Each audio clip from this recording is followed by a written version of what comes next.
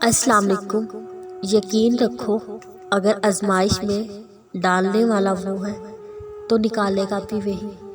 جہاں سے تمہاری ہمت ختم ہونے لگتی ہے وہاں وہ تمہارے لیے معجزے کرتا ہے۔ سوچا ہے کبھی اگر اس نے تمہاری دعا قبول نہیں کرنی ہوتی تو وہ تمہیں دعا کا اختیار ہی کیوں دیتا؟ اس نے تو بار بار قرآن میں کہا ہے مانگو مجھ سے میں عطا کروں گا، تو پھر کیسے سوچ لیا وہ نہیں عطا کرے گا؟ سوچا ہے کبھی جس کو تم ناممکن سمجھ رہے ہو اس کی دسترس میں وہ کبھی ناممکن نہیں ہو سکتا، تو پھر کیوں لگتا ہے وہ تمہاری دعاؤں پر کن نہیں کہے گا؟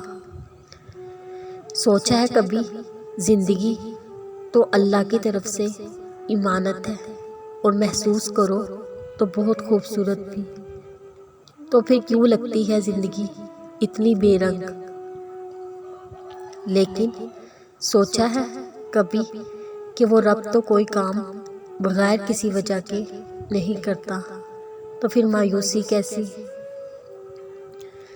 لگتا ہے جو تم چاہتے ہو وہ ناممکن ہے، لگتا ہے کہ سانسیں جو چل رہی ہیں لیکن اندر سے کب کے مر چکے ہو۔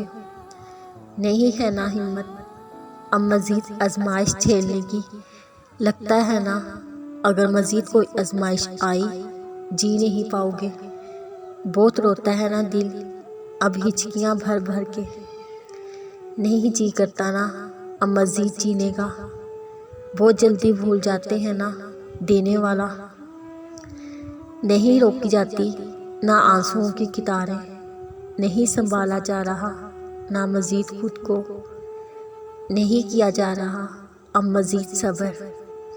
کیا ہوا تھک گئے زندگی سے اتنی جلدی ہو گئے نامایوس اتنی جلدی؟ وہ تمہیں بھی سمیٹ لے گا جیسے اس نے دونوں جہاں سمیٹ رکھے ہیں۔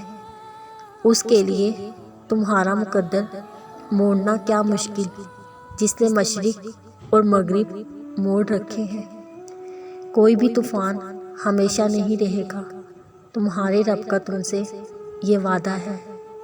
اس آزمائش کے بعد تمہاری دعاؤں کے لیے قبولیت کا معجزہ ہے۔